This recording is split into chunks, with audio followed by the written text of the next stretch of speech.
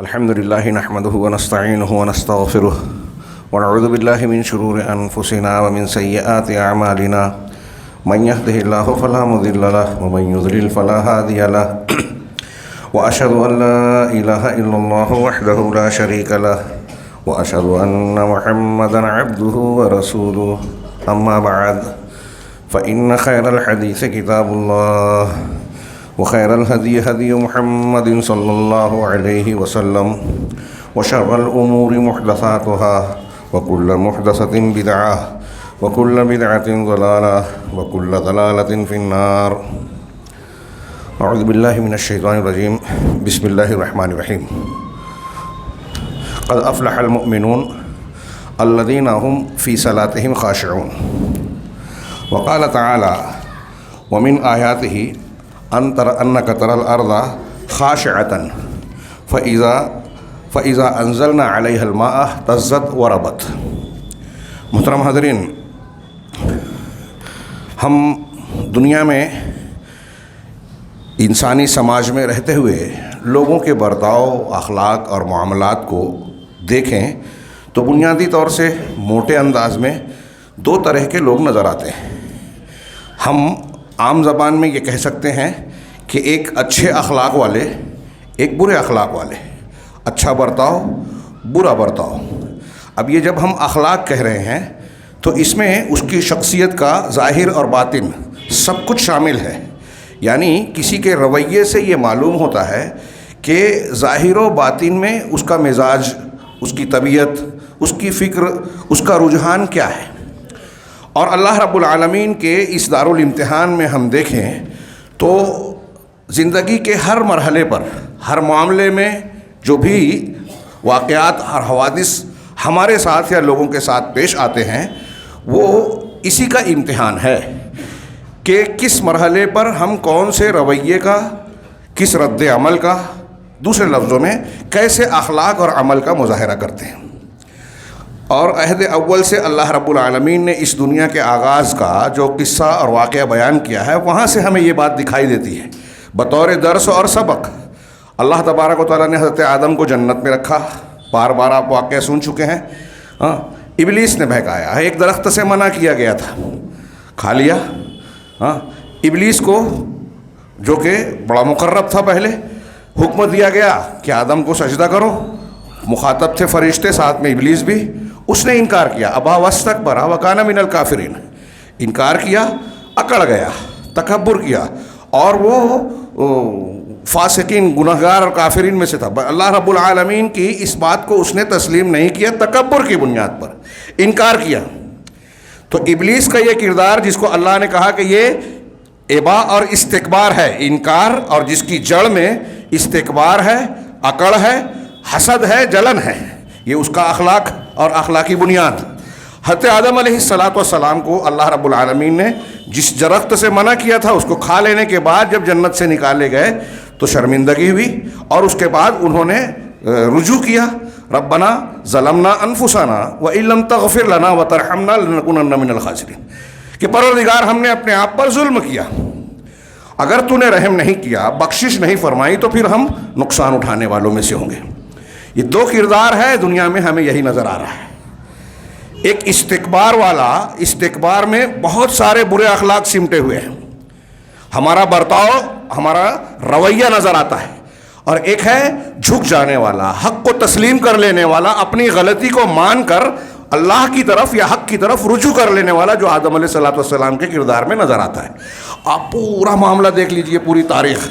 اللہ رب العالمین نے جو انبیاء کرام علیہم السلام کے واقعات نقل فرمائے وہاں بھی آپ کو یہی نظر آئے گا کہ ایک شخصیت کے سامنے اللہ کا کوئی پیغمبر حق پیش کر رہا ہے، وہ فوراً حق کی دلیل اور نشانی دیکھ کر سر جھکاتا ہے، دوسرا اکڑ جاتا ہے.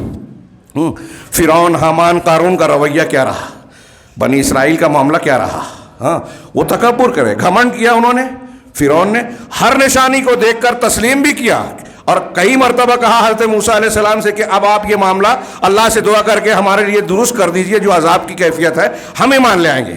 دعا کی، معاملہ حسب خواہش پورا بھی ہوا، دعا قبول ہوئی، لیکن پھر ایمان نہیں لائے، حق کو قبول نہیں کیا، اکڑ گئے، استکبار کیا.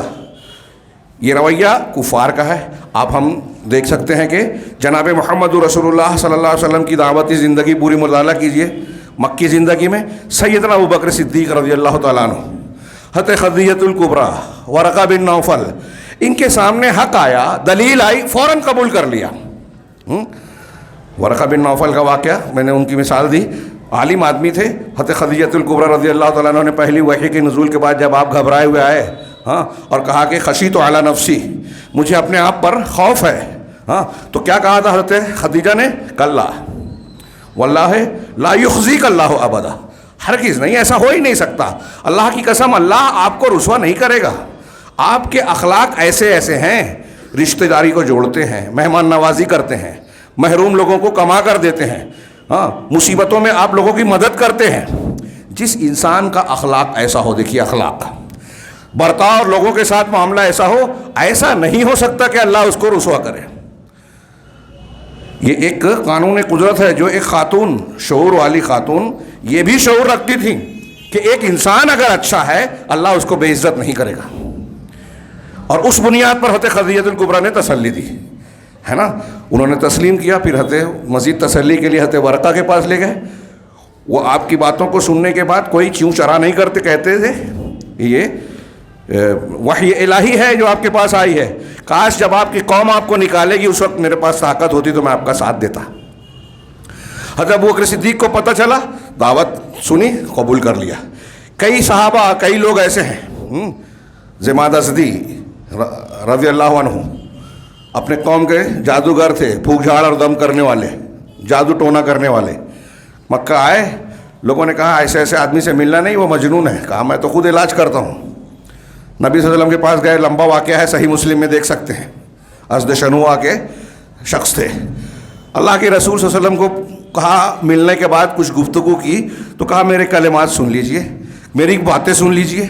حضرت زماد ازدی کو اللہ کے رسول صلی اللہ علیہ وسلم نے یہ جو ہم خطبہ مسنونہ پڑھتے ہیں اس کے الکلمات سنایا.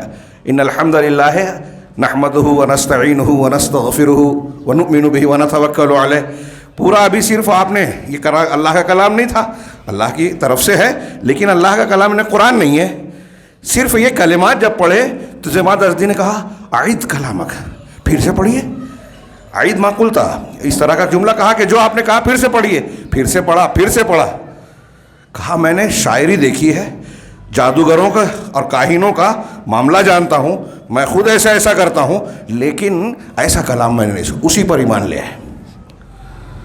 تو کچھ لوگ ایسے تھے جنہوں نے حق کو دیکھا، ساری باتوں کو کہ ہمارے باپ دادا کیا مانتے تھے، ہمارا پرانا مذہب کیا ہے، ہماری انا، ہماری سرداری، ہماری فلاں اور فلاں، ان چیزوں کی پرواہ نہیں کی. لوگ کیا کہیں گے یہ نہیں سوچا. یہ حق ہے، یہ اللہ کی طرف سے ہے، سر جھکا دیا، قبول کر لیا. یہ امتحان میں کامیاب ہوئے. اور دوسری طرف وہی کلام، وہی دعوت بالکل واضح طور پر معجزات کے ساتھ، بہت سارے مزید سچائی کے قرائن کے ساتھ، دلائل کے ساتھ ابو جہل کے سامنے آ رہی ہے، ابو لہب کے سامنے آ رہی ہے. ان کا کردار کیا تھا؟ قرآن کیا ہے؟ سورت آ گئی، تبت یدا ابی لہب و تب.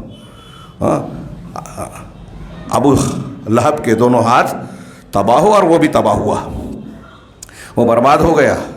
نام لے کر اس میں کئی، میں نے اس پر خطبے دیے ہیں، کئی عبرت کی چیزیں ہیں. اللہ تعالیٰ نے بہت سے لوگوں کا اس کا نام لیا، دوسروں کا نہیں لیا. ایک تو یہ چچا تھا سگا نبی کریم صلی اللہ علیہ وسلم کا.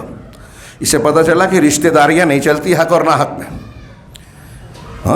عصبیت اور رشتہ داری، خاندان کا تعلق کوئی فائدہ نہیں دیتا اگر آپ ناحق ہیں، اگر آپ باطل پر ہیں. دوسری بات کہ اللہ کے نبی صلی اللہ علیہ وسلم پیغمبر ہیں، برحق ہیں، سچے رسول ہیں، آپ کی تعلیمات سچی ہیں، اللہ کی جانب سے ہیں. آپ کو ماننا نہ ماننا حق اور باطل کی کامیابی اور ناکامی کی بنیاد ہے. اب اگر سگا چچا بھی مخالف ہے تو وہ باطل پر ہے، مذمت کے لائق ہے، عذاب کے لائق ہے. اور دنیا میں کوئی بھی شخص جس قدر محمد رسول اللہ صلی اللہ علیہ وسلم کی مخالفت کرے گا وہ ابو لہب کا حصہ پا رہا ہے. تبت یدا ابی لہب و تب کا ایک حصہ اس کے حق میں بھی ہے جو نبی کی مخالفت کرتا ہے. یہ ہم کفر اور شرک کے تناظر میں دیکھ رہے ہیں. مسلمانوں میں نے جو یہ تھوڑی سی بات لمبی ہو گئی، یہ جو بات کہی کہ حضرت آدم علیہ السلام، پھر اس کے بعد انبیاء کے واقعات میں، نبی کریم صلی اللہ علیہ وسلم کی سیرت میں، اور ساری زندگی میں آپ کسی بھی دور میں دیکھیں، اپنے آپ کے دور میں دیکھ لیں، اور یہ صرف کافر مسلمانوں کے بیچ نہیں، مسلمانوں کے بیچ میں بھی یہ بات نظر آئے گی۔ اچھے اخلاق اور برے اخلاق کون قبول کرتا ہے کون نہیں؟ ہمارے یہاں بھی ایک تو وہ ہے جو کفر اور شرک والے ہیں، اللہ تعالیٰ نے جہاں ان سے لا تعلقی کا حکم دیا ہے، ایسے ہی مسلمانوں میں جو اہل الاہوا کہلاتے ہیں، ہاں قرآن حدیث میں جن کو ہوا پرست کہا گیا، بدعتی کہا گیا، قرآن حدیث اور صحابہ کے یہاں یہ بالکل کلیئر معاملہ ہے۔ آج ہم اپنے دماغ سے جمہوریت اور فلاں کے تناظر میں دین سمجھنے کی کوشش کرتے ہیں، صحابہ کرام کے طریقے سے سمجھیے تو آپ کو وہاں ایک چیز یہ بھی آئے گی کہ آپ کو خود صحیح اور غلط کو منتخب کرنا ہے، اور صحیح اور غلط کے منتخب کرنے میں ایک پہلو یہ بھی ہے کہ جو غلط ہے اس کو غلط مان کر اس سے بھی الگ ہونا ہے۔ کوئی اہل حق ایسا نہیں ہو سکتا کہ اہل بدعت کا ساتھ دے، تعاون کرے، تائید کرے۔ ولا اور برا کے احکامات وہ موضوع نہیں ہے، لیکن دین کی بہت بڑی بنیاد ہے۔ حدیث رسول صلی اللہ علیہ وسلم نے کہا کہ اوثق اور الایمان، حضرت ابن عباس کہتے ہیں ابو ذر روایت سے اللہ کے رسول نے فرمایا کہ کیا تم جانتے ہو کہ سب سے مضبوط ایمان کا دستہ سب سے مضبوط کون سا ہے؟ تو پوچھا اللہ اور رسول بہتر جانتے ہیں۔ کہا اللہ کے لیے محبت کرنا، اللہ کے لیے نفرت کرنا، اللہ کے لیے دوستی کرنا، اللہ کے لیے دشمنی کرنا۔ اس کے احکامات ہمارے یہاں لوگ جانتے نہیں ہیں، جانتے ہیں تو مانتے نہیں ہیں، سیریس نہیں ہوتے، اور جو مانتے ہیں تو وہ افراط و تفرید کا شکار ہو جاتے ہیں۔ کون سی چیز کہاں راجے ہے، کس کو ترجیح دینا چاہیے، ہمارے ہاں عوام تو عوام، خواص نہیں جانتے۔ یہ میں نہیں کہہ رہا ہوں، بڑے بڑے علماء لکھتے ہیں، علامہ ابن تیمیہ نے لکھا کہ خیر الخیرین شر الشرین۔ ابھی ہمارے یہاں دیکھیے نا، ہمارے آپس کے جو جھگڑے ہیں نا، اس میں زیادہ آپ کو یہی نظر آئے گا کہ لوگ سمجھتے ہی نہیں ہیں جماعتی مفاد، اجتماعی فائدے کی چیز کیا ہے، انفرادی حیثیت کیا ہے۔ ایک آدمی فتنہ و فساد والا ہے، ایک آدمی جو ہے تعمیر والا ہے، کس کو کیا مقام دینا چاہیے نہیں سمجھتے لوگ۔ سنت پر جھگڑا کریں گے، فرض کو توڑ دیں گے۔ ہم لوگ واقعہ نقل کرتے ہیں، سبق نہیں سیکھتے۔ حضرت عبداللہ ابن مسعود نے کہا کہ حج میں مینا میں 2 رکعت قصر کرنا سنت ہے۔ حضرت عثمان غنی کے زمانے میں امیر المومنین سے بحث کی ان سے، انہوں نے کہا کہ میں اپنے آپ کو مکہ کا رہنے والا مقیم سمجھتا ہوں، اس لیے پوری نماز پڑھوں گا۔ حضرت عبداللہ ابن مسعود نے کہا کہ حاجی کے لیے کیا مکہ والا کیا باہر والا، سب کو قصر پڑھنی ہے، سنت یہ ہے۔ بحث ہوئی، حضرت عثمان غنی نے اس کے بعد جماعت سے نماز پڑھائی، 4 رکعت پڑھائی، 2 نہیں پڑھائی جو سنت ہے۔ ہاں حضرت عثمان غنی کا اجتہاد تھا، ہم ان کو غلط نہیں کہہ رہے ہیں، اجتہادی خطا ہو سکتی ہے تب بھی اجر و ثواب ہے۔ حضرت عبداللہ ابن مسعود نے ان کے پیچھے بھی نماز پڑھ لی۔ آج کے ہمارے جو ذہنی کشتی لڑنے والے سوشل میڈیا پہ جو عمل نہیں کرتے، فرض بھی نہیں پڑھتے، سنت پہ بحث کرتے ہیں، وہ اگر وہاں ہوتے تو کہتے ارے حضرت ابن مسعود نے یہ کیا کیا؟ جمہوریت ہے نا بھائی ہمارے ہاں، تو خارجیت بھی آ گئی۔ امیر پر اعتراض کرنا، اس کے کیڑے نکالنا، یہ اپنی قابلیت کا مظاہرہ ہے، بہادری ہے۔ جہاں بہادری بتانا چاہیے، بدعت اور شرک کے رد میں ہم کو لوگ نظر نہیں آتے جیسے یہاں نظر آتے ہیں۔ تو حضرت عبداللہ ابن مسعود ہماری طرح اہل حدیث تو تھے نہیں، وہ حقیقی اہل حدیث تھے۔ انہوں نے نماز پڑھ لی، نماز کے بعد ہماری طرح کے کچھ لوگوں نے سوال کیا، ارے آپ نے کہا کہ یہ سنت 2 ہے اور آپ نے 4 پڑھ لی ان کے پیچھے؟ کہا ہاں۔ کہا پھر کیسے؟ کہا اللہ کے رسول کے حکم کے مطابق یہ امیر کی سمع و طاعت ہے، اور آپ نے جو جملہ کہا الخلاف یا الاختلاف شرن، اختلاف شر ہے، یہ ہمارے، میں سمجھتا ہوں کہ ہماری نسل کو ابھی سمجھ میں نہیں آیا، اور آگے کئی 10 سال 20 سال شاید اور سمجھ میں نہیں آئے گا، جو حضرت عبداللہ بن مسعود سمجھا رہے ہیں کہ یہ سنت ہے، ٹھیک ہے، لیکن اس پر اصرار کر کے میں امیر کی مخالفت کروں، مسلمانوں میں اختلاف ڈالوں، یہ شر ہے، یہ بری بات ہے۔ یہ شعور کہاں سے آیا؟ دین کی تعلیم سے، کہ اگرچہ یہ حق ہے لیکن اس سے بڑا حق یہ ہے، تو بڑے فائدے کے لیے چھوٹے فائدے کو چھوڑ دیا جائے، بڑے حکم کی تعمیل کے لیے چھوٹے نقصان کو جھیل لیا جائے۔ یہ مخالفت ہے، میں مانتا ہوں کہ یہ سنت ہے، 2 رکعت ہی پڑھنا چاہیے، ابھی بھی مانتا ہوں، لیکن اتحاد و اتفاق فرض ہے، سنت کے لیے فرض کو نہیں توڑیں گے. ہمارے یہاں سنت کے لیے فرض کو قدم قدم پہ لوگ توڑتے ہیں. مسجد چھوڑ دی، جماعت چھوڑ دی، اختلاف کر لیا. مجھ کو کہا، یہ میں آپس کی بات کر رہا ہوں. ابو جہل، فرعون، نمرود، حامان، قارون، وہ تو تکبر میں انکار ہی کر بیٹھے. ہم اپنے آپ کو مسلمان، اہل الحدیث، فلاں اور فلاں کہتے ہیں. ہاں، ایک شخص حنفی ہے، ایک شخص صوفی ہے، اس کو دیکھیے، اس کے سامنے آپ حدیث پیش کیجئے، اس کے طریقت کے راستے اور اس کے پیر صاحب کے جو بتائے ہوئے اصول ضابطے ہیں، عبادات ہیں، بتائیے کہ یہ بدعت ہے، مانے گا ہی نہیں. ہمارے ہاں جو مراقبے کر رہے ہیں، بدعتی عبادت کر رہے ہیں، یہ نصاب پڑھا جائے تو ایسا ہو جائے گا، فلاں ذکر و اذکار کیا جائے تو ویسا ہو جائے گا، ہاں، اجتماعی ذکر کیا جائے، اجتماعی عبادت کی جائے. ہم آپ کو کہیں کہ بھائی یہ عبادت ہے، عبادت کے لیے اصول ہے، حنفی، شافعی، مالکی، حنبلی، اہل حدیث کسی میں اختلاف نہیں ہے کہ اس کے لیے ثبوت ہونا چاہیے، تب ہم عبادت کر سکتے ہیں، ورنہ رد ہے. ہر جمعہ میں اللہ کے رسول صحابہ کے سامنے پڑھتے تھے، وہ بدعتی نہیں تھے. کل محدثۃ بدعہ، ہر دین میں نئی چیز بدعت ہے، ہر بدعت کی گمراہی ہے، ہر گمراہی جہنم میں لے جانے والی. کیوں؟ صحابہ کے سامنے یہ آپ بار بار دہراتے کہ دین کا مصدر شفاف رہے، اس میں ملاوٹ نہ ہو، ورنہ دین بگڑ جائے گا. لیکن کوئی نہیں مانتا. میں نے جو بتایا مزاج، اس تناظر میں وقت بہت ہی محدود اور ویسے بھی تاخیر سے شروع ہوا. میں یہ بات عرض کرنا چاہتا ہوں کہ ہمارے اچھے اخلاق قبول کرنے اور نہ قبول کرنے کی بنیاد کیا ہے. اور دوسرے لفظوں میں کہوں، فرعونیت، ابلیسیت، اس کی جڑ بنیاد کیا ہے؟ اور انبیاء کرام علیہم الصلاۃ والسلام، صلحاء، اولیاء اللہ کا طریقہ کیا ہے؟ دونوں کا مقابلے میں دیکھیے.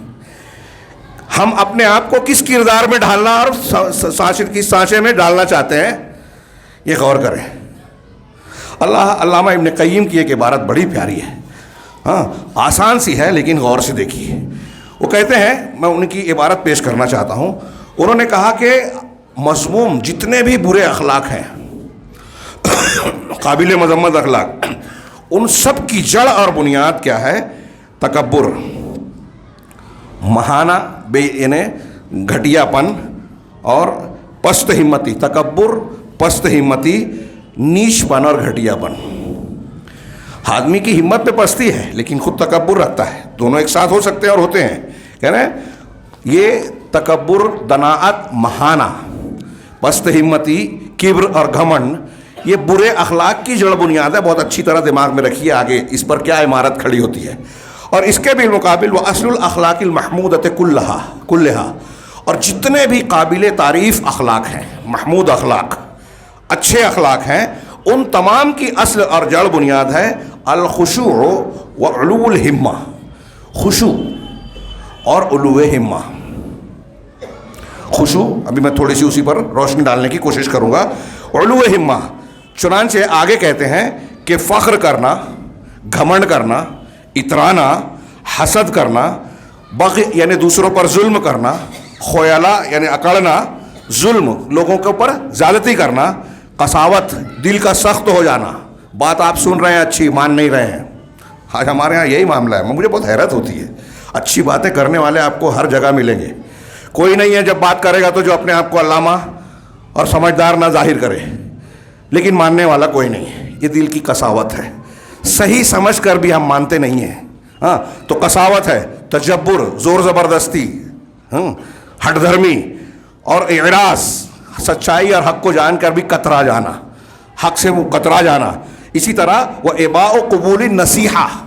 یہ برے اخلاق کی مختلف شکلیں ہیں اور ہر ایک کا تعلق کئی برائیوں سے ہے. اور ہمارے یہاں غور کریں، وقت نہیں ہے کہ میں ایک ایک پر روشنی ڈالوں. ہمارے یہاں یہ چیزیں کتنی پائی جاتی ہیں، ہمارے اندر کتنی پائی جاتی ہیں. تو آگے ایک برائی کا ذکر کیا، وہ اباء و قبول النصیحہ، نصیحت کو قبول کرنے سے انکار کرنا. کوئی اچھی بات، خیر خواہی کی بات، بھلائی کی بات کہہ رہا ہے، دین کی روشنی میں کہہ رہا ہے، دلائل سے کہہ رہا ہے، لیکن قبول نہیں ہے. اب اس کو ہر سطح پر دیکھیے، اپنے گھر میں، جماعت میں، مسلک کے معاملات میں، دو مسلکوں کے اختلاف کے معاملے میں، پھر اوپر. اور یہ بات آپ کو حکومتوں میں، سیاستوں میں بھی نظر آئے گی. یہ جو کہا اکڑ اور گھمنڈ جو ہے برے اخلاق کی، یہ جتنے ہیں وہ کسی کا ظلم ہے، فرعون کے سے لے کر آج اگر کوئی حکومت زیادتی کرتی ہے، کمزوروں پر ظلم کرتی ہے، ان کے حق کو چھینتی ہے، ہاں، کسی کی بات کو ماننے کو تیار نہیں ہے، خود قانون کی مخالفت کرے چلے گا، دوسروں کو بلا وجہ قانون کی ضرب کے دائرے میں لپیٹنے کی کوشش کرتی ہے، جیسا کہ آج ہو رہا ہے. ہاں، پھر حق بات کو آپ کتنا بھی چیخ کر چلا کر کہیں، ہاں، بڑی ہمارے یہاں لوگ شور مچاتے ہیں کہ یہ جمہوریت ہے، اظہار رائے ہے، میڈیا کا دور ہے، لوگوں کے سامنے روشنی میں ساری باتیں.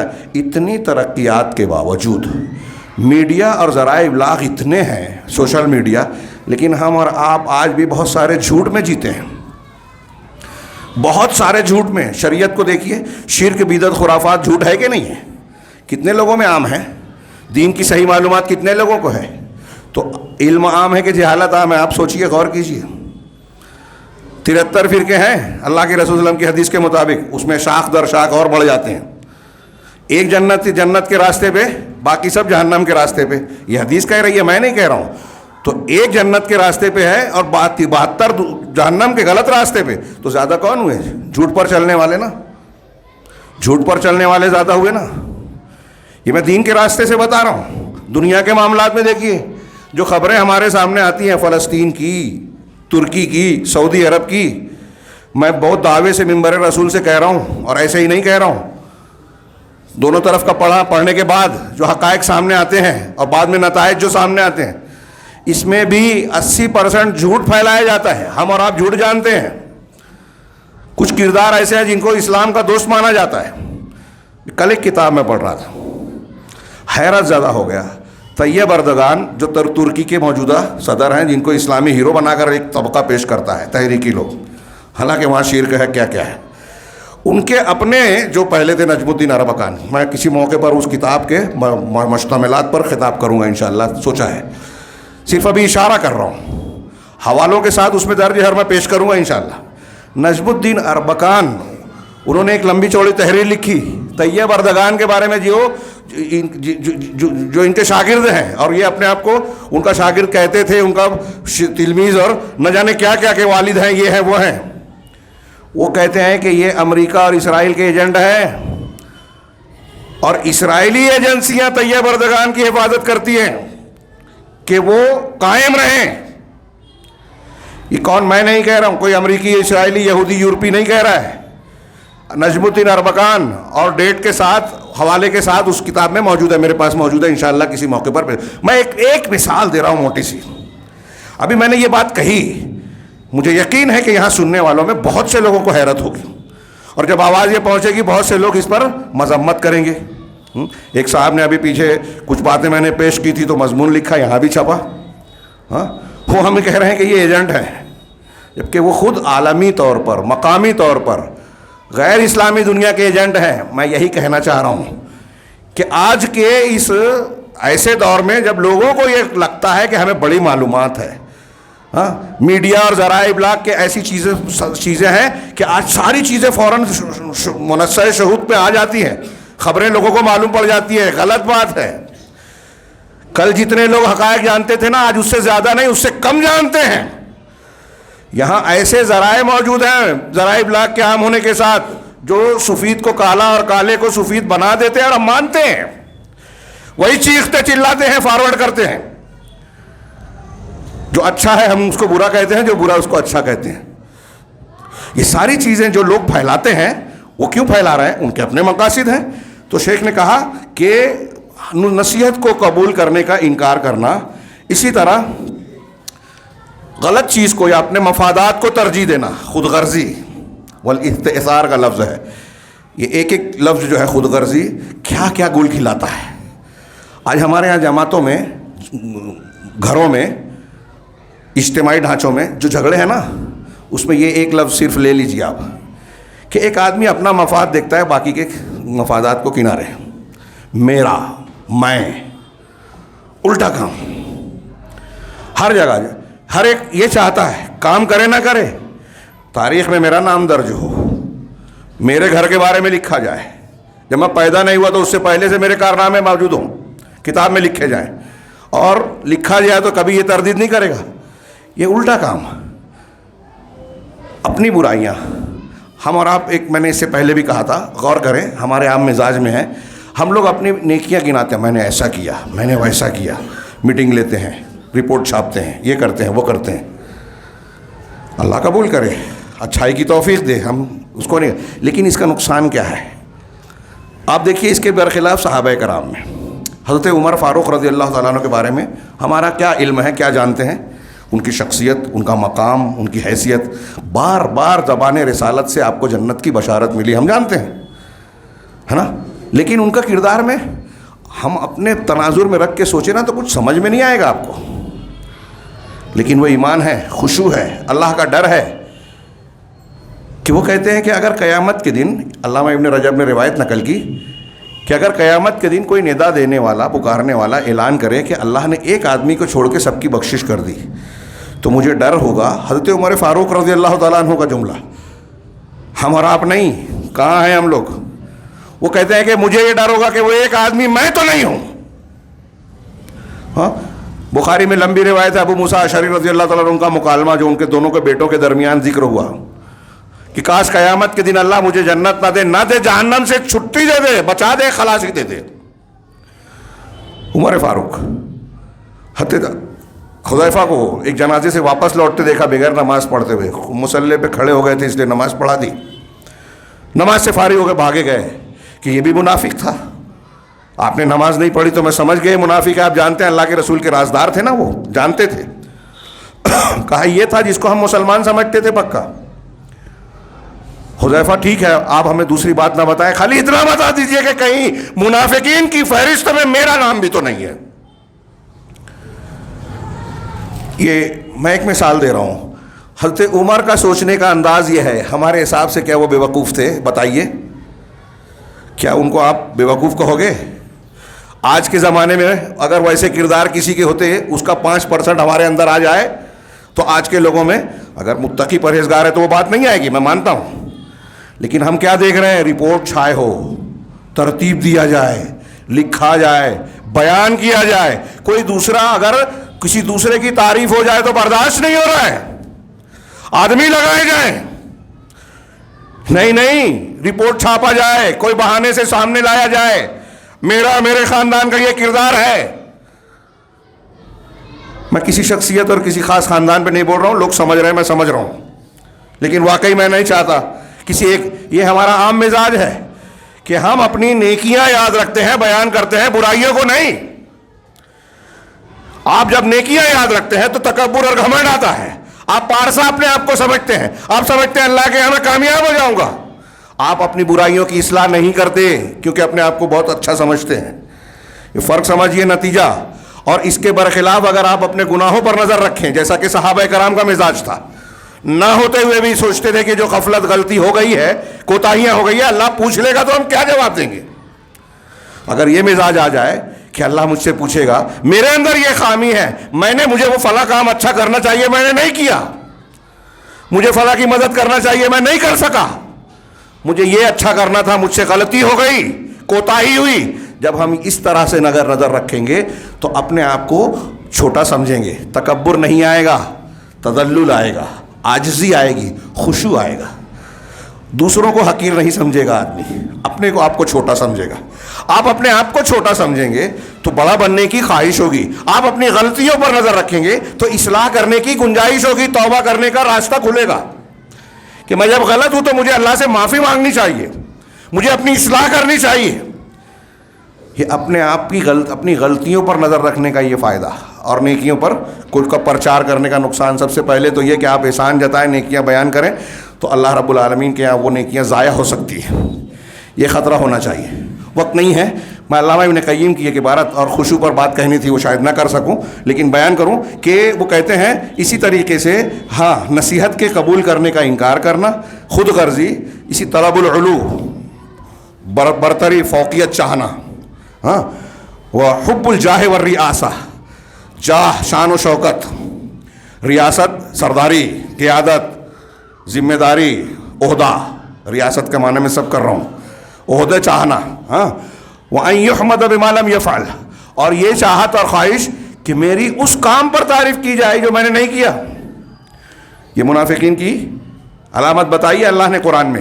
ہاں یحبون ان یحمدوا بما لم یفعلوا, کہ وہ چاہتے ہیں, پسند یہ کرتے ہیں کہ ان کی ان کاموں پر تعریف کی جائے جو انہوں نے کیا ہی نہیں ہے. تو یہ کہاں سے آئی؟ وہ امثال ذالک, اور اس جیسی جتنی بھی برائیاں ہیں, برے اخلاق ہیں, یہ جتنے کا میں نے ذکر کیا, علامہ ابن قیم کہہ رہے ہیں کہ جتنی برائیاں ہیں کلھا ناشئۃ من الکبر, یہ سب کے سب تکبر سے اور گھمنڈ سے پیدا ہوتی ہیں. میں نے اس سے پہلے تکبر اور گھمنڈ پر لمبی چوڑی کئی تقریریں کی ہیں. ہاں کلا ان الانسان لیطغی ان رآہ استغنی, ہرگز نہیں, انسان سرکش ہوا جاتا ہے, گھمنڈی, سرکشی پہ آمادہ ہے. کیوں؟ ان رآہ استغنی, وہ سمجھتا ہے کہ میں بے نیاز ہوں, مجھے کسی کی ضرورت نہیں ہے. ہم بولتے ہیں نا کسی کی ضرورت نہیں ہے, ہم سب محتاج ہیں اور اللہ کے محتاج ہیں. وہاں نہ آکڑیں. آپ دیکھیے قرآن نے جگہ جگہ نقل کیا. فرعون کو کہا, نہیں مانا, استکبار کیا. جن قوموں نے اپنے انبیاء کی باتوں کو ٹکرایا, کانوا یستکبرون, قرآن میں جگہ جگہ استکبار کرتے تھے. ان الذین یجادلون فی آیاتنا بغیر سلطان اتاہم ان فی صدورہم الا کبر, کہ جو لوگ ہماری آیتوں کے سلسلے میں دلیلیں آ جانے کے بعد جدال کرتے ہیں, لڑتے ہیں, مانتے نہیں ہیں, سچائی کو قبول نہیں کرتے, ان فی صدورہم الا کبر, اللہ کہتا ہے کہ ان کے دلوں میں محض کبر ہے, گھمنڈ ہے, تکبر ہے, یہ انکار کرنے والے. اللہ کے نبی مسلم شریف کی حدیث ہے, رسول اللہ صلی اللہ علیہ وسلم نے کہا, فرمایا ہاں ایک آدمی سے کہ دائنے ہاتھ سے کھا لو, تو اس نے کہا لا استطعت, لا استطیع, مجھے اس کی طاقت نہیں ہے, نہیں کر سکتا. تو اللہ کے رسول نے بد دعا دے دی. ہاں بڑے بڑے کفار کو نے دیا, ان کو دے دی. کیوں؟ حضرت سلمہ راوی حدیث کہتے ہیں کہ اس نے گھمنڈ کی وجہ سے رسول اللہ علیہ وسلم کی بات کو نہیں مانا تھا. آپ نے کہا لا استطاعت, تیری کبھی استطاعت نہ ہو. اس کا نتیجہ یہ نکلا کہ اس کا سیدھا ہاتھ لنج جیسا ہو گیا, وہ کبھی اٹھ کر منہ تک نہیں آیا. اس نے کہا میری طاقت نہیں ہے, رکھتا تھا طاقت لیکن گھمنڈ میں نہیں مانا بات. ایسے ہمارے یہاں بہت سی چیز ہم کر سکتے نہیں مانتے. تو یہ چھوٹی مثال تھی فرعون اور ابلیس کے مقابلے میں, یہ کہ جب کوئی آدمی حق کو نہ مانے, قبول نہ کرے, اپنے آپ کو بڑا سمجھے, بہت چالاک اور ذہین مان رہا ہے, نہیں مانوں گا میں, یہ تکبر ہے, یہ ابلیسیت ہے, فرعونیت ہے.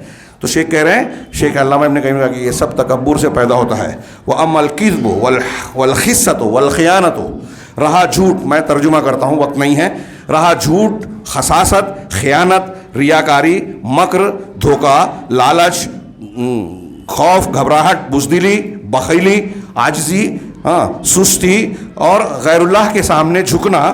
اسی طرح غیر اللہ کے سامنے جھکنے کی بہت سی شکلیں ہیں. اللہ کے قانون کے مقابلے میں آپ دوسروں سے ڈر رہے ہیں. ہمارے سماج میں یہ کامن ہے. جو لوگ بہادر بنتے ہیں, علماء پر الزام دیتے ہیں, وہ خود بہادری کے مقام پہ کبھی حق کا مظاہرہ نہیں کریں گے, لیکن دوسروں کو بہادری کا سبق دیں گے. کتنی سی غلط چیزیں ہو رہی ہیں, وہاں بولتے ہیں کون جھنجھٹ میں پڑے, کون بدعت کا رد کرے, اور جو کرتا ہے اس کی ٹانگ کھینچتے ہیں. کہا اسی طرح غیر اللہ کے سامنے ذلت اختیار کرنا, اور ادنا کے ذریعے خیر کو, افضل کو بدل دینا. جو بھلی چیز ہے اس کو چھوڑ کر جو ادنا گھٹیا چیز ہے اس کو اختیار کرنا. ہاں, اور اس جیسی بہت ساری برائیاں, یہ ساری کے ساری چیزیں جو ہے پست ہمتی سے, خساست سے اور نفس کے چھوٹے پن سے پیدا ہوتی ہیں. شروع میں کہا تھا نا, ایک تکبر اور ایک پست ہمتی, خساست. تو تکبر سے جو برائیاں پیدا ہوتی ہیں اس کا پہلے ذکر کیا پہلے پیراگراف میں, اور یہ بعد میں جو ذکر کیا یہ پست ہمتی سے, آدمی کے اپنے گھٹیا پن, چھوٹے پن سے پیدا ہوتا ہے. غور کریں ہم کہاں ہیں. آگے اخلاق فاضلہ کا ذکر ہے, وقت نہیں ہے اس لیے میں ترجمہ کر رہا ہوں. کہا کہ رہے اخلاق فاضلہ, اچھے اخلاق جیسے صبر کرنا, بہادری, عدل و انصاف کرنا, مروت, جرت, ہاں, اسی طرح عفت و شرم و حیا, عفت, تحفظ, ہاں, اپنے اخلاق کی حفاظت کرنا, سخاوت, حلم اور بردباری, معاف کر دینا, لوگوں کے ساتھ نرمی برتنا, ہاں, اسی طرح معافی دینا, درگزر کرنا, برداشت کرنا, دوسروں کو ترجیح دینا, ہاں, دناعت سے, پستی سے اپنے نفس کو اونچا رکھنا, گھٹیے پن سے اپنے آپ کو بچانا, تواضع اختیار کرنا, لوگوں کے سامنے جھکنا, انکساری اختیار کرنا, قناعت کرنا, جو کچھ اللہ نے دیا ہے, جیسا کچھ دیا ہے اس پر صبر کرتے رہنا, صدق, سچائی, اخلاص اور احسان کا بدلہ چکانا, اسی کے جیسے سے یا اس سے بہتر طریقے سے, یا پھر لوگوں کی غلطیوں سے چشم پوشی کرنا, لوگ غلطی کر رہے ہیں ان کو نظر انداز کرنا. ہمارے یہاں یہ نہیں ہے. لوگوں کو بس پتہ چلنا چاہیے. آنکھیں گاڑ کے رکھتے ہیں, جھوٹ بھی معلوم پڑے فوراً عام کر دیتے ہیں. یہ خساست ہے, اچھا اخلاق نہیں ہے. اچھے اخلاق کریں کہ لوگوں کی غلطیوں سے تغافل, چشمپوشی کرنا, اور جو بے فائدہ چیزیں ہیں اس میں مصروف نہ رہنا, وقت ضائع نہ کرنا, غیر ضروری چیزوں کو چھوڑ دینا. اسی طرح دل کو اس قسم کے مذموم اخلاق سے پاک صاف رکھنا. اور اس جیسی جتنی بھی نیکیاں, اچھائیاں اور اچھے اخلاق ہیں, یہ سب کے سب پیدا ہوتے ہیں خشوع سے, علو ہمت سے. خشوع اور علو ہمت سے پیدا ہوتے ہیں.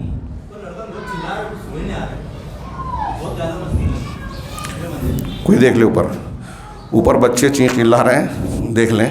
اور یہ اگر آپ بچوں کو مسجد لاتے ہیں تو مسجد کے آداب بتانا چاہیے. تربیت کا یہی حصہ ہے, ہاں انہیں بتانا چاہیے. اور تھوڑا موڑا کچھ بچے کریں گے تو اس کو صبر کے ذریعے سے جھیلنا بھی چاہیے. تربیت میں ایسا ہی ہوتا ہے.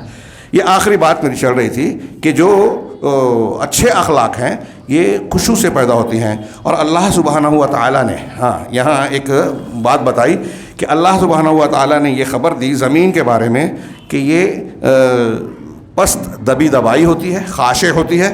ہاں پھر جب پانی یعنی بارش آتا ہے تو یہ تر و تازہ ہو کر ابھرنے لگتی ہے. میں نے جو آیت پڑھی تھی سورہ فصلت یا سورہ حامیم سجدہ جس کو کہتے ہیں, اس میں اللہ کا فرمان ہے کہ ومن آیاتہ انکا تری الارض خاشعۃ. اللہ کی نشانیوں میں سے یہ کیا ہے کہ تم زمین کو خاشعہ دیکھتے ہو. مولانا احسان البیان میں آپ اس کا ترجمہ دیکھیں گے, دبی دبائی. ہاں خاشعہ کا معنی یہاں ہوتا ہے مردہ. خشوع کا لفظ قرآن میں کئی معنی میں استعمال ہوا ہے, خوف کے معنی میں, تواضع کے معنی میں.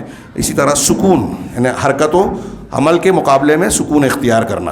ایسے 4-5 معنی میں استعمال ہوا ہے. یہاں خشک زمین جمود کے معنی میں کہ تم زمین کو دیکھتے ہو کہ گرمی سے شدت سے پھٹ جاتی ہے, مر جاتی ہے, ہاں دبی دبائی ہو جاتی ہے, خشک ہو جاتی ہے, مردہ ہو جاتی ہے. اب اس میں فصل آنے کے لائق نہیں رہتی وہ. فَإِذَا أَنزَلْنَا عَلَيْهَا الْمَاءَ, پھر جب ہم اس پر پانی اتارتے ہیں, اہتزت, وہ ہل جاتی ہے, اس کے اندر ہلچل ہوتی ہے. وربت, اور ابھرنے لگتی ہے. تو تر و تازہ ہو کے ابھرنے لگتی ہے, ترجمہ کیا جاتا ہے. اس میں اللہ کے قرآن کا ایک بہت بڑا سائنسی معجزہ ہے. میں نے اپنے دروس میں اس کو بیان کیا ہے قرآن کے پیغام قرآن والے میں, کہ اس میں کتنی باہر کہ آج جو سائنٹسٹ بارش کے ہونے کے بعد زمین میں کیا کیا عمل ہوتا ہے, پھر مٹی, سورج کا پانی کے ملاپ سے جو اجزاء اس میں ترکیب پا کے فصل کی شکل اختیار کرتے ہیں, یہ قرآن کے مختصر سے الفاظ میں بیان کیے گئے. تو شیخ نے اس حوالہ دیا کہ زمین کی یہ خصوصیت بتائی کہ اس کے اندر خشوع ہوتا ہے مٹی میں. ہاں اور اس کے بالمقابل آپ دیکھیں گے, کہہ رہے ہیں اس کے بعد زمین جو ہے بارش ہو جانے کے بعد اپنی زیب و زینت اور رونق پا لیتی ہے, پھر سے جی اٹھتی ہے, پھر سے زندہ ہو جاتی ہے مردہ زمین بارش ہونے کے بعد. اللہ نے اس آیت میں سورہ فصلت کی ہی بتایا کہ مردوں کو اللہ زندہ کرے گا, اس کی دلیل کے طور پہ کہ مردہ زمین کو تمہارے سامنے اللہ ہر سال زندہ کرتا ہے, اور وہ لہلہانے لگتی ہے, شاداب ہو جاتی ہے, اس میں جو ہے پھل پھول جو ہے نکلتے ہیں, اور زمین پھر سے ایک زیوروں سے لدی پھندی خوبصورت نظر آنے لگتی ہے. ایسے ہی کہا شیخ نے کہ مخلوق کا معاملہ ہے, ہاں جس کو زمین کی طرح, مٹی کی طرح جو جس سے ہم بنے ہیں, اس کا کوئی حصہ ملا ہے تو انسان کے اندر بھی یہی خصوصیت ہوگی, ہاں کہ وہ خشوع اختیار کرے گا, پستی اختیار کرے گا, اللہ کے اور حق کے سامنے جھکے گا. اس کے بالمقابل مٹی کے مقابل آگ ہے, جس سے مٹی سے انسان بنا, اور آگ ہے جس سے شیطان یا جن بنا. تو جو آگ کی کیا ہے طبیعت, رہی آگ تو اس کی طبیعت بلندی ہے, فساد ہے, وہ ابھرتی ہے, فساد اور تباہی مچاتی ہے. لیکن اس کے بعد جو ہے وہ ٹھنڈی ہونے کے بعد, بجھ جانے کے بعد سب سے حقیر چیز بن جاتی ہے. جب آگ جلتی ہے تو بہت سر اٹھاتی ہے, تکبر اور بلندی کا مظاہرہ کرتی ہے. ایک گھمنڈی کی مثال دی ہے کہ وہ آگ سرکشی دکھاتی ہے, لیکن جب جل جاتی ہے ساری چیز تباہ ہو جاتی ہے. ایک تو تباہ ہو گئی, اب اس کے بعد خشک ہو گئی تو راکھ ہے, کچھ بھی نہیں ہے. یہ وہ احقر شے سب سے زیادہ حقیر ہو جاتی ہے اور ذلیل ہو جاتی ہے. اسی طرح مخلوق بھی ہے کہ جب جس کی طبیعت میں کہہ رہے ہیں وَكَذَلِكَ الْمَخْلُوقُ مِنْهَا, اسی طرح آگ سے پیدا ہونے والی مخلوق شیطان کا بھی معاملہ ہے.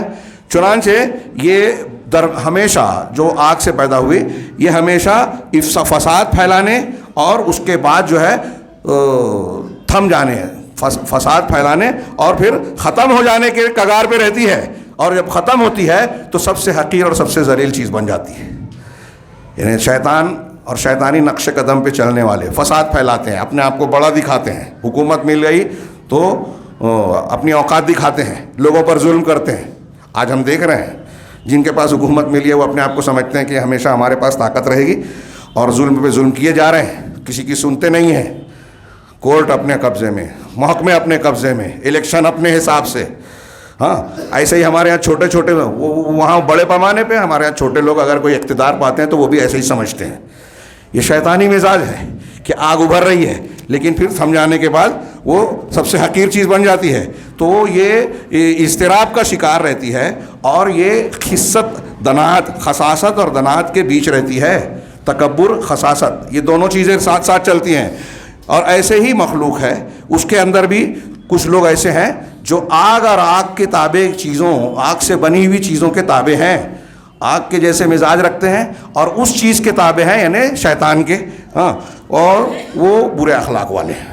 اور جو فاضل ہیں, زمین کے تابع ہیں, مٹی جس سے بنے ہیں اس کے تابع ہیں, تو وہ ان کے اندر محمود اخلاق ہوتے ہیں, ان کے اندر خشوع اور خضوع ہوتا ہے. وقت نہیں ہے, میں صرف جو آیت میں نے پڑھی تھی اس کی طرف اشارہ کروں کہ اللہ تبارک و تعالیٰ نے ہم کو نماز میں جو تعلیم دی ہے وہ یہی کہا اور فرمایا کہ قد افلح المؤمنون الذین هم فی صلاتہم خاشعون. آپ نے یہ آیت بہت مرتبہ سنی ہے, ترجمہ بھی جانتے ہیں, معنی بھی جانتے ہیں, لیکن جو تفصیل میں نے پیش کی اس کے تناظر میں اب دیکھیے تو پتہ چلے گا کہ نماز میں جس خشوع اور خضوع کی تعلیم ہم کو دی جا رہی ہے اس کی ہماری زندگی میں, زندگی کو کامیاب بنانے میں کتنی ضرورت ہے.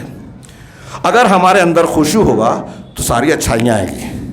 اگر خشوع نہیں ہے, تکبر, گھمنڈ, پست ہمتی آ گئی تو شیطانی راستوں پر چلیں گے ہم, اور آج ہم اسی کا غلبہ دیکھ رہے ہیں. خشوع کے معنی اور مفہوم کو علماء نے مختلف الفاظ میں بیان کیا. ایک تعریف یہ کی گئی کہ قیام القلب بین یدی رب بالخضوع والذل, کہ رب کے سامنے دل کو خشوع خضوع, عاجزی کے ساتھ اور ذلت کے ساتھ کھڑا کرنا. ہاں, ایک تشریح خشوع کی گئی. ایک کہا گیا کہ یہ حق کا انقیاد ہے, یعنی حق کو مان لینا آپ کا خشوع ہے. نماز میں خشوع علماء نے مختلف تشریحات کی. آپ دیکھیں گے شیخ صلاح نے کہا کہ آدمی کا انہماک, توجہ اللہ کی طرف ہو. اور یہ کیسے آتی ہے؟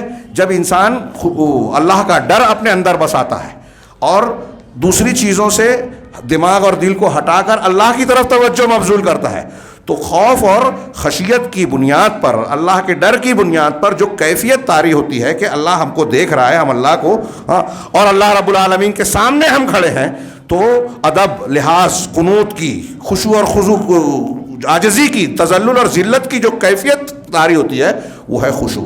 ایک لفظ میں اس کا ترجمہ نہیں کیا جا سکتا, یہ پوری کیفیت ہے خشوع کی. اور اللہ کے رسول صلی اللہ علیہ وسلم کی اس خشوع کی اہمیت کا اندازہ لگائیے کہ حضرت عثمان سے روایت ان کو کہتے ہیں کہ میں نے رسول اللہ صلی اللہ علیہ وسلم کو فرماتے سنا, سب صحیح مسلم کی حدیث ہے, وہ کہتے ہیں ما من امرئ مسلم تحضرہ صلاۃ مکتوبہ, کہ کوئی مسلمان آدمی جس کو فرض نماز کا وقت آ جائے اس پر, فیحسن وضوءها وخشوعها ورکوعها, اور وہ رکوع, اپنے خشوع اور اپنے سجود کو اچھی طریقے سے انجام دے. دیکھیے رکوع اور سجدہ ہم ظاہر میں کرتے ہیں. رکوع اور سجدے میں کیفیت کیا بنتی ہے کہ ہم اپنے جسم کو اللہ کے سامنے جھکا رہے ہیں, اللہ کے سامنے اپنے جسم کو جھکا رہے ہیں, رکوع میں بھی اور سجدے میں پوری طریقے سے. سب سے زیادہ پسندیدہ کیفیت بندے کی اللہ کو یہی سجدے کی کیفیت ہے. تو ہم اللہ کو ظاہر میں اپنے آپ کو جھکا رہے ہیں اللہ کے سامنے. خشوع یہ ہے کہ ہمارا دل اللہ کے سامنے جھک جائے, اللہ کے حکم کے سامنے جھک جائے, یعنی ہمارے ظاہر کے ساتھ ساتھ جیسے ہم رکوع کر رہے ہیں, سجدہ کر رہے ہیں, باطن میں ہمارا دل جھک جائے, یہ ہے خشوع. وہ مومنین قد افلح المؤمنون, وہ مومنین فلاح پا گئے جو اپنی نماز میں خشوع رکھتے ہیں, اندر سے ڈرتے ہیں, اللہ کے سامنے جھکتے ہیں. ظاہر میں تو جھک ہی رہے ہیں نماز پڑھتے ہوئے, ساتھ ساتھ دل میں بھی اللہ کا ڈر ہے. ہاں, اللہ تعالیٰ نے انبیاء کی صفت بتانے کا کہ یدعوننا رغبا ورہبا, کہ وہ ہمیں پکارتے ہیں. انبیاء کرام کا ذکر کر کے سورہ انعام میں غالباً کہ ڈر اور خوف سے, رغبت اور رہبت سے پکارتے ہیں. وَقَانُوا لَنَا خَاشِعِينَ, اور یہ انبیاء کی صفت ہے کہ وہ ہم سے خشوع کرنے والے، ڈرنے والے تھے، یہاں خوف کے معنی میں ہے۔ اور جب یہ خشوع، خوف اور ڈر آئے گا تو تکبر نہیں رہے گا۔ یہ جو ہمارے یہاں اخلاق ہے کہ کسی کی بات ماننا نہیں، کسی کی عزت کرنا نہیں، ہاں، جھوٹ کا ساتھ دینا، اچھائی دیکھ کر اس کا حکم نہ دینا، برائی دیکھ کر اس پر خاموشی اختیار کرنا، یہ سب برائیاں ہیں۔ آپ اور ہم سوچتے ہیں کہ جھنجھٹ میں ہم نہیں پڑھ رہے ہیں، نہیں، آپ اپنے آپ کو جھنجھٹ میں ڈال رہے ہیں اللہ کے یہاں۔ یہی امتحان ہو رہا ہے روزانہ ہماری زندگی میں، گھر میں بھی ہو رہا ہے، باہر بھی ہو رہا ہے، سماج اور معاشرے میں ہو رہا ہے۔